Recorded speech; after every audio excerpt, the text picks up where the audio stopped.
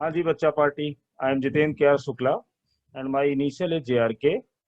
Today I am going to discuss best problem work, energy and power, and this question is from JEE Advanced 2019. मैंने इस question को क्यों लिया? क्योंकि अच्छे क्वेश्चंस जो क्लासिक क्वेश्चंस होते हैं, अगर हम उसको बहुत अच्छे से डिस्कस करें तो उस प्रॉब्लम से हमारे कॉन्सेप्ट की पकड़ बहुत अच्छी हो जाती है। अब देखिए एडवांस में कैसे बहुत 2-3 चैप्टर को मिला के एक क्वेश्चन तैयार किया जाता है। देखते हैं ध्यान से। इस प्रॉब्लम में लिखा है कि a block of mass 2m attached to a massless spring with spring constant के। ये नॉर्मल सी बात है, स्प्रिंग दिया है, कांस्टेंट है। आगे, this block is connected to other blocks of massless sorry other blocks of mass m and 2m using two massless pulley and strings. यहाँ पर दो पुली का यूज किया जा रहा है, एक ये है और ये दूसरी वाली पुली है, दोनों मासलेस है। यानी हम लॉज ऑफ मोशन में एंटर कर गए और आगे देखते हैं। The acceleration of the blocks are a1 a2, यानी यहाँ पर इसका एक्सिलरेशन a1 दिया है, ये a2 दिया हुआ है, ये a3 दिया हुआ है। जो मासेस यहाँ पर है 2m m और 2m, इनका एक्सिलरेशन a1 a2 a3 है। एक नॉर्मल सी चीज हो गई जैसा डायग्राम में दिख रहा है।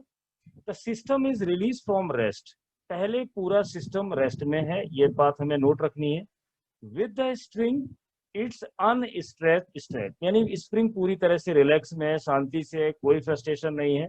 The maximum extension of the spring is x0, यानी इस प्रॉब्लम में जहां भी आप x0 देखोगे ये मान लेना कि ये maximum extension of the spring है। आगे, which of the following options is are correct. अब इनमें से कुछ ऑप्शंस दिए गए हैं जो हमें देखने कौन से सही है और कौन से गलत। जैसे फर्स्ट ऑप्शन लिखा हुआ है a2 minus a1 a1 minus a3। इस क्वेश्चन का सबसे इजीएस्ट पार्ट यही है।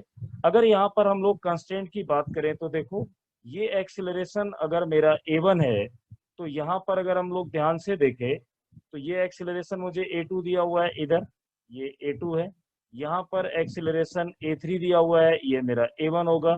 तो वही अपना सिंपल सा कंस्ट्रेंट रिलेशन यूज कर देते हैं, a2 plus a3 divide by 2। यहाँ कोई दिक्कत नहीं है, देखिए यहाँ पर आ जाओगे 2a1 होगा, ये a2 होगा और a3 होगा। अब मैं इस 2a1 को क्या लिख सकता हूँ, a1 प्लस a1, क्योंकि 2a1 है तो तोड़ दो, तो यहाँ पर आ जाता है a2 और a3। अब अगर मैं a1 को इसके अकॉर्डिंग लिखना चाहूँ तो देखिए मैं इससे बना सकता हूँ ना, यानी यहाँ लिखा हुआ है a2 माइनस a1, तो मैं इसको पहले ऐसे लिखता हूँ, a1 a2 को मैं इधर ले आता हूँ और a3 वहीं रखता हूँ, a1 को उधर ले जाता हूँ, तो ये रिलेशन इससे बनेगा। पर इसमें a2 दिया है, माइनस का दोनों साइड में मल्टीप्लाई कर दो, तो जैसे ही माइनस दोनों साइड में मल्टीप्लाई करोगे ये a1 हो जाएगा, a1 प्लस का बन जाएगा और a3 माइनस का बन जाएगा। यानी बाय यूजिंग कंस्ट्रेंट यहाँ पर हम ये रिलेशन तो निकाल लिए, तो यानी फर्स्ट ऑप्शन तो होगा। इस प्रॉब्लम में सबसे इजीएस्ट पार्ट अगर मैं कहूँ तो वो फर्स्ट ऑप्शन है। अब इस सेक्शन पे हमें आगे बढ़ना है। तो यहाँ तक हमने अभी तक क्या देखा है कि एक क्वेश्चन दिया हुआ है जिसमें स्प्रिंग भी है, स्प्रिंग कांस्टेंट भी है, पुली भी है, कंस्ट्रेंट रिलेशन भी है, और आगे जाके इसमें स्पीड वगैरह पूछा जा रहा, मतलब वर्क एनर्जी पावर भी है, लॉ ऑफ कंजर्वेशन भी है, बहुत सारी चीजें हैं। तो पहले पार्ट को हमने कंस्ट्रेंट से बड़े इजिली सॉल्व कर दिया, इसमें सभी बच्चों को प्रैक्टिस है। अब इसमें देखते हैं आगे वाले पार्ट में जो मैं करने जा रहा हूँ, उसमें मैक्सिमम एक्सटेंशन निकालूंगा और स्पीड निकालूंगा, एक्सेलरेशन निकालूंगा। तो अब इस क्वेश्चन को आगे वाले पेज पर देखते हैं। देखो, जहां से हमने क्वेश्चन पीछे अभी डिस्कस किया उसमें अगर ध्यान से देखो तो हमारे पास एक ये आ रहा था। यहाँ पर मैं इसका कॉन्सेप्ट क्या है वन बाय वन डिस्कस करूंगा। इस प्रॉब्लम पे जाने से पहले मुझे एक चीज आनी चाहिए, और वो क्या है, जब भी कभी एक मास मान लीजिए यहाँ पर m1 हो और दूसरा मास यहाँ पर m2 हो, बहुत अच्छा रिलेशन है ये, और ये पूरा रिलेशन यहाँ पर ए एक्सेलरेशन से ऊपर जा रहा हो या ये नीचे आ रहा हो, दोनों में कोई भी केस हो हर जगह वैलिड होता है। तो अब अगर इस पूरे सिस्टम को ऐसा कहीं भी मुझे दिखाई दे, तो अगर मैं इसको एक सिंगल सिस्टम में बदलना चाहूं तो मैं क्या करूंगा। तो इसमें एक कॉन्सेप्ट आता है रिड्यूस मास और इफेक्टिव मास। वो क्या है, देखिए, अगर मैं इसको लॉज ऑफ मोशन की तरह ट्रीट करूं और मैं आपसे पूछूं इसका एक्सेलरेशन क्या होगा, आप बोलोगे sir difference in weight upon total mass. ये सिंपल है, तो m2 माइनस m1 होगा, इंटू जी होगा और टोटल मास होगा। यहाँ से एक्सीलरेशन आ जाएगा। अब अगर मैं टेंशन सॉल्व करूं तो अपना वही पुराना फॉर्मूला लॉज ऑफ मोशन का, 2m1 प्लस m2, और जो g होता है उसको हमने कैसे याद किया था, इफेक्टिव g से। ये हमारे लॉज ऑफ मोशन की चीजें हैं। यहाँ पर क्या हो रहा है, मैं ये बोल रहा हूँ कि कोई भी एक ऐसा सिस्टम है हमारे पास जिसमें 2 ब्लॉक है, m1 और m2, और उस पूरे सिस्टम को अपवर्ड या डाउनवर्ड अगर मैं एक्सीलरेशन a से ऊपर ले जाऊं या नीचे लाऊं तो क्या होगा। तो देखिए यहाँ पर मैं मान रहा हूँ कि इसका टेंशन t है, यहाँ पर मान रहा हूँ इसका टेंशन t है, तो जिस पॉइंट पर ये हिंज होगा ऊपर जा रहा है वहां पर टेंशन 2t होगा। यानी अगर मैं इसको टी नॉट मानूं तो ये 2t नॉट होगा। तो फाइनल टेंशन जो हिंज पॉइंट पर आएगी वो टी होगी, और वो टी, यहाँ ये टी नॉट है। तो बताइए अगर मैं टी सॉल्व करना चाहता हूँ तो ये 2t नॉट होगा। अगर मैं इसको 2t नॉट करूंगा तो 2 से यहाँ मल्टीप्लाई करेंगे तो ये बनेगा 4m1 m2 divide by m1 और m2। अब एक चीज और है, इफेक्टिव जी। ये देखिए एक्सेलरेशन ड्यू टू ग्रेविटी है। अगर इस सिस्टम को ऊपर जाना है तो इफेक्टिव जी का वैल्यू होगा g plus a, laws of motion में पड़ा है। और अगर ये सिस्टम नीचे आएगा तो इफेक्टिव होगा माइनस। तो मैंने दोनों ले लिए, g plus minus, it will depend system is moving up और डाउन। यहाँ हो गया। अब बच्चों अगर मैं ये चाहता हूं कि इस पूरे अरेंजमेंट को जो यहाँ पर ये दिया गया है मैं एक सिंगल मास मानना चाहता हूँ, क्योंकि जब तक मैं इसको सिंगल नहीं मानूंगा क्वेश्चन आसान नहीं होगा। अब देखिए अगर मैं इसको एक सिंगल मास मानता हूं तो ये m, इस m को कहीं कहीं म्यू से लिखा जाता है और कहीं पर कैपिटल M से लिखा जाता है। इसको कुछ लोग बोलेंगे इक्विवेलेंट मास, और कुछ लोग इसी को बोलेंगे रिड्यूस्ड मास। ठीक, मैंने लिख दिया। अब ये ऊपर जा रहा है, ये कोई नया सिस्टम नहीं है, यही सिस्टम है। तो यहाँ पर जो टेंशन टी थी हमें यहाँ भी टेंशन टी लेनी पड़ेगी। अगर ये एक्सीलरेशन ए से ऊपर जा रहा है तो ये ए लेना पड़ेगा, अगर ये नीचे आ रहा है तो मुझे ए लेना पड़ेगा। अब बताइए अगर मैं इसका टेंशन पूछूं तो उसका टेंशन कितना होगा। आप पहले इसका मास लिखोगे जो मैंने यहाँ लिया है, उसके बाद इसमें जी इफेक्टिव लिखोगे, है ना। तो ये जो मास है जी इफेक्टिव कितना है, अगर ऊपर जाएगा तो प्लस है और नीचे आएगा तो माइनस है। ये देखिए इसका दूसरा इक्वेशन बना। मैं इसमें बताना क्या चाह रहा हूँ वो ध्यान से देखना। अब मेरे पास इक्वेशन 1 ये है और इक्वेशन 2 ये है।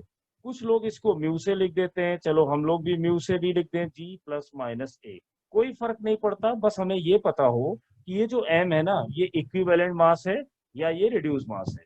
ये बिल्कुल उसी टाइप का एक प्रोसीजर है जैसे जब आप 10th में होते हो तो रेजिस्टेंस पढ़ते हो, इक्विवेलेंट रेजिस्टेंस, बहुत सारे रेजिस्टेंस को हटा के एक सिंगल बना देते हो, बोलते हो ये इक्विवेलेंट डायग्राम हो गया। उसी टाइप से मैंने इसको इस टाइप से सॉल्व किया। अब देखिए ये टेंशन और ये टेंशन दोनों का वैल्यू तो सेम है क्योंकि सिस्टम ही वही है।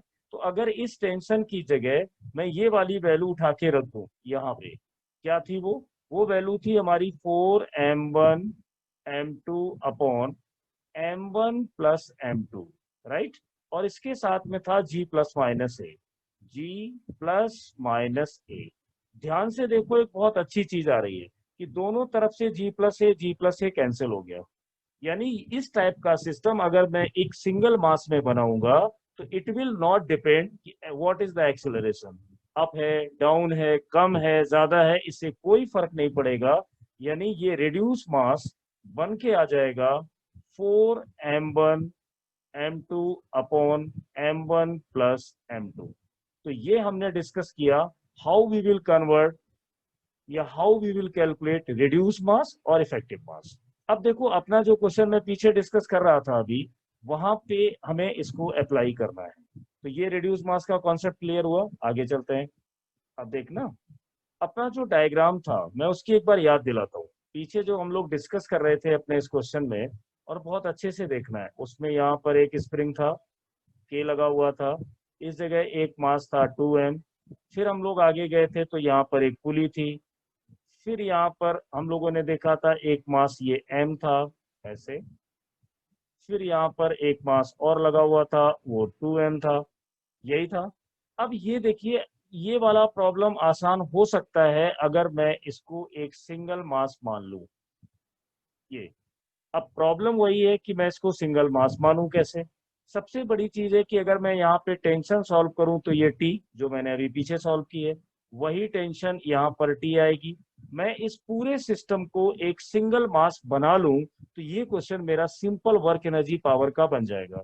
तो बनाऊंगा कैसे? अब पीछे मैंने अभी डिस्कस करके बताया कि अगर मैं इस पूरे सिस्टम का मास लिखना चाहूं या कैपिटल एम से या फिर म्यू से, तो कौन सा फॉर्मूला यूज करूंगा? 4m1 m2 divide by m1 plus m2। यही मैंने डिस्कस किया था अभी। अब बताइए इसमें m1 का वैल्यू कितना? ये देखिए m है और दूसरा 2m है, तो यहाँ पर लिखो m और यहाँ पर लिखो 2m, दोनों को डिवाइड सॉरी ऐड कर दो, तो ये देखिए ये आएगा 8m/3। अब इस सिस्टम की जगह हम लोग मास कितना ले सकते हैं? हमारे पास इसका मास बन के आ गया 8m/3।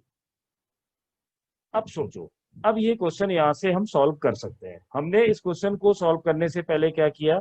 अब अगर मैं इस प्रॉब्लम को फिर से देखूं तो मुझे ये ऐसे दिखाई देगा, एक स्प्रिंग दिखाई देगी, यहाँ पर 2m मास का एक ब्लॉक दिखाई देगा, फिर यहाँ पर आइडियल पुली दिखाई देगी और उसके बाद यहाँ पर एक सिंगल मास दिखाई देगा और जिसका मास होगा 8m/3 और यहाँ पर एक टेंशन होगी टी, ये टेंशन होगी टी और ये ऐसे बना हुआ बन के आ गया।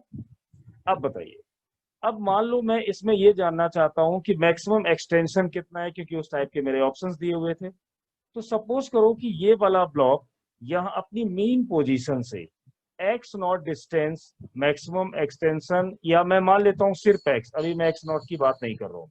सपोज करो इस 8m3 के वजह से जब इस सिस्टम को रिलीज किया गया जो कि पहले रेस्ट में था, ये सिस्टम अपनी पोजीशन से एक्स डिस्टेंस नीचे आ जाता है।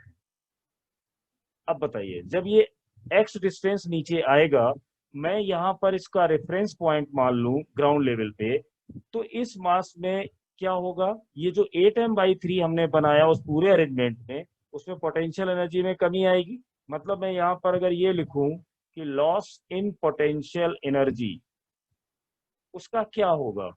जो ये 8m/3 का सिस्टम है जब वो नीचे जाएगा तो उसकी पोटेंशियल एनर्जी में लॉस होगा। अब इसमें लॉस हुआ है तो कंजर्वेशन के अकॉर्डिंग कोई ना कोई तो गेन करेगा, क्योंकि फ्रिक्शन तो है नहीं तो कंजर्वेशन तो हम लगा ही सकते हैं। तो जब इसको गेन करेगा वो कौन कौन है?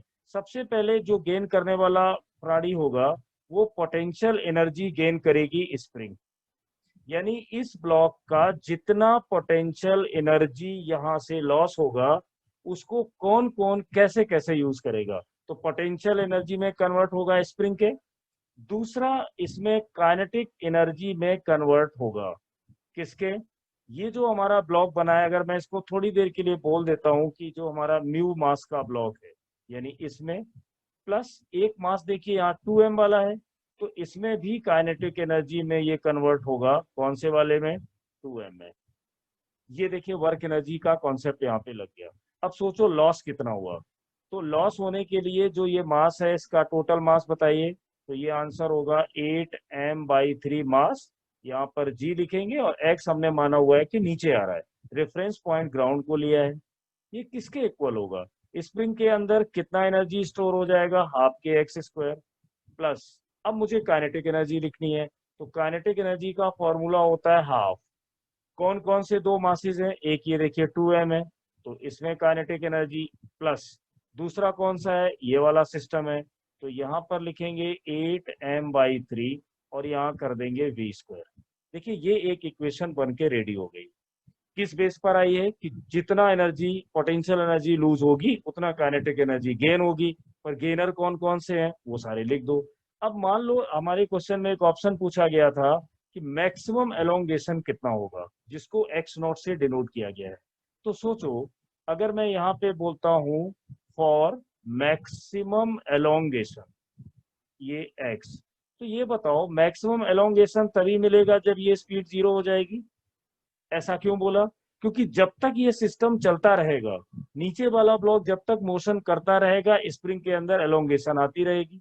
अब ये चलना बंद कर देगा तो उसके बाद स्प्रिंग एक्सटेंशन नहीं कर सकती, हम और स्प्रिंग को नहीं खींच सकते। इसका मतलब ये है कि ब्लॉक जब रुक जाएगा उस टाइम पर स्प्रिंग की मीन पोजीशन से या स्प्रिंग की नेचुरल पोजीशन से जितना भी एलोंगेशन हुआ होगा वही वैल्यू होगी मैक्सिमम एक्सटेंशन। तो इसके लिए स्पीड का होना 0 होना जरूरी है। तो मैंने यहाँ अब देखिए, जैसे ही इसको 0 रखोगे हमारे पास क्या रह जाएगा, 8 mgx। अब यहाँ मैक्सिमम लिखना है, मैक्सिमम की वैल्यू x नॉट दी हुई है, 3 बचेगा। राइट हैंड साइड में हाफ होगा, के होगा, एक्स मैक्सिमम किससे डिनोट किया गया है, नॉट से। ये पूरा टर्म हो जाएगा 0। जैसे ही इसको 0 करोगे ये फंक्शन 0 हो गया। अब यहाँ पर देखिए एक्स नॉट स्क्वायर से एक्स कैंसिल हुआ, 2 उधर जाएंगे।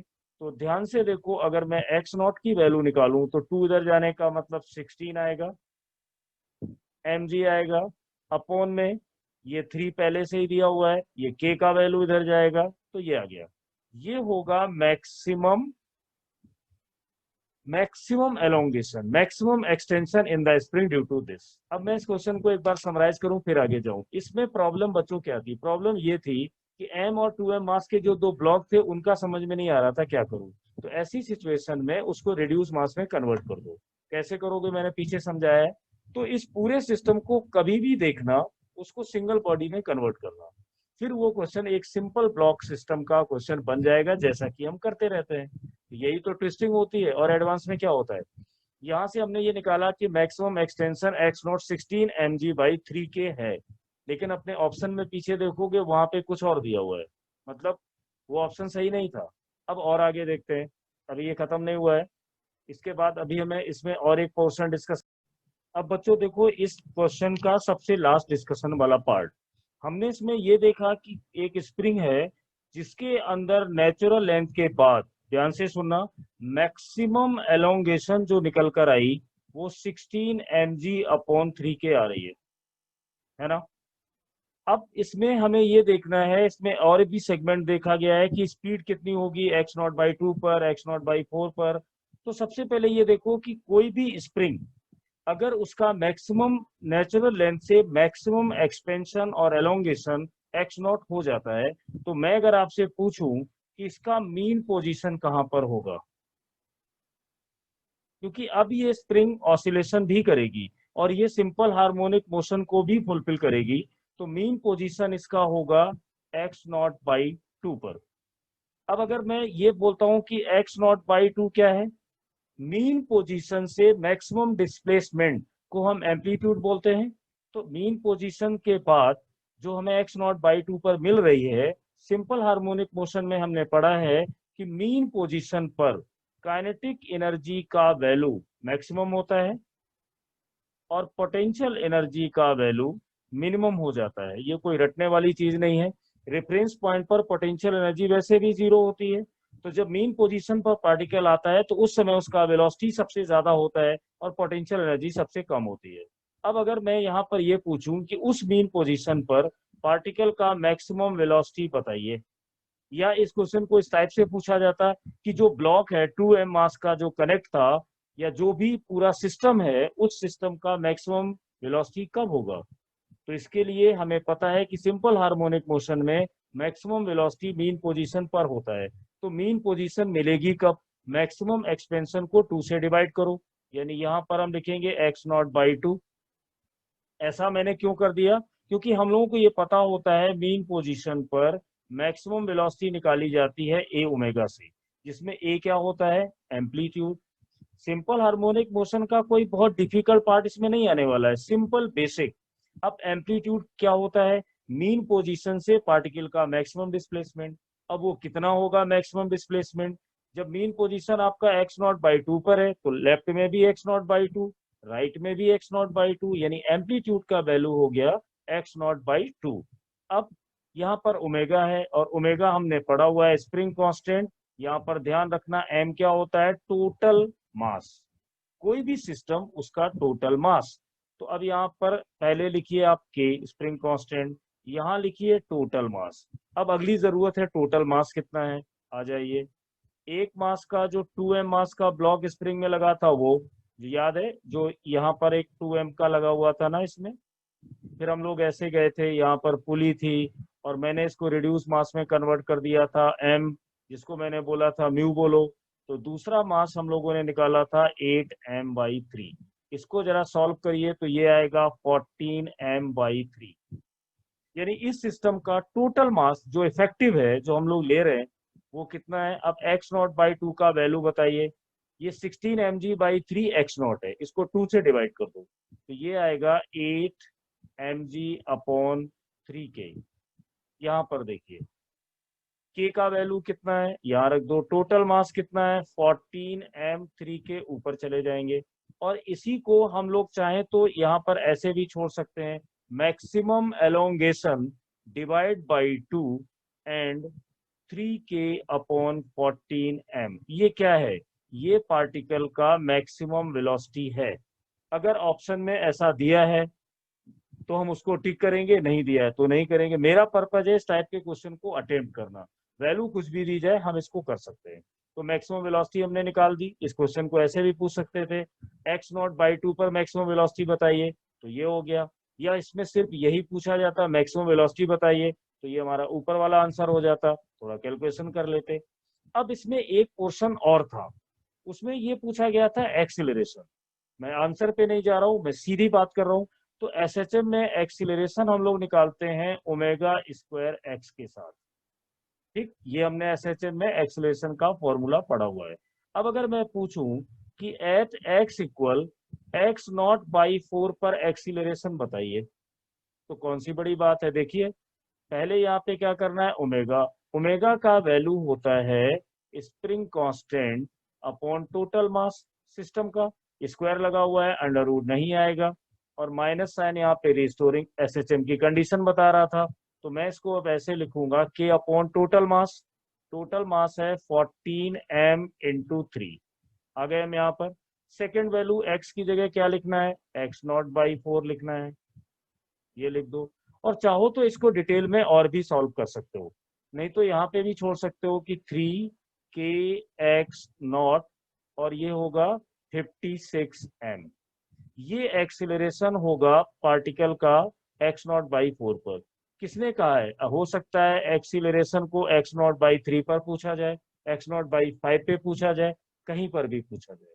तो इस पूरे क्वेश्चन को अगर मैं एक लाइन में करूं, जो ऑप्शंस दिए गए थे उसमें अपने डिस्कशन के अकॉर्डिंग तो केवल ऑप्शन ए ही सही था। बच्चे बोलेंगे ये तो कमाल हो गया, इतना डरा दिया, आंसर वो आया जो सबसे आसान था। लेकिन बच्चों 3 ऑप्शन को रिजेक्ट भी तो करोगे, रिजेक्ट नहीं करोगे तो पहले पे जाओगे कैसे। तो इस प्रॉब्लम में जो सबसे इंपॉर्टेंट चीज हमने क्या सीखी, सबसे पहले कंस्ट्रेंट हमें आना चाहिए। दूसरा, हमें एक पुली मास सिस्टम को रिड्यूस करना आना चाहिए। नंबर थर्ड, हमें बेसिक फॉर्मूले पता होने चाहिए। मैक्सिमम एलोंगेशन में स्पीड 0 होती है, ये मालूम हो। Law of conservation of mechanical energy का जो बेसिक होता है कि loss in potential energy will be equal to gain in kinetic energy, मालूम होता है। साथ में ये भी मालूम हो लूज कौन करेगा, गेन कौन कौन करेगा, उसमें वैल्यू डालोगे, वहां से आगे आओगे। फिर आगे हमें एसएचएम का बेसिक पता हो, एक्सीलरेशन कैसे सॉल्व करते हैं, वेलोसिटी कैसे सॉल्व करते हैं, इसमें के क्या होता है, और साथ में ये पता हो कि ओमेगा कैसे निकालते हैं, उसमें मास कौन सा लिया जाता है, और टोटल मास को हम कैसे करते हैं। तो मेरे हिसाब से ये बेस्ट प्रॉब्लम है वर्क एनर्जी पावर का। इसी टाइप से आगे और भी क्वेश्चन सिलेक्ट करूंगा और इसमें डालूंगा। Thank you.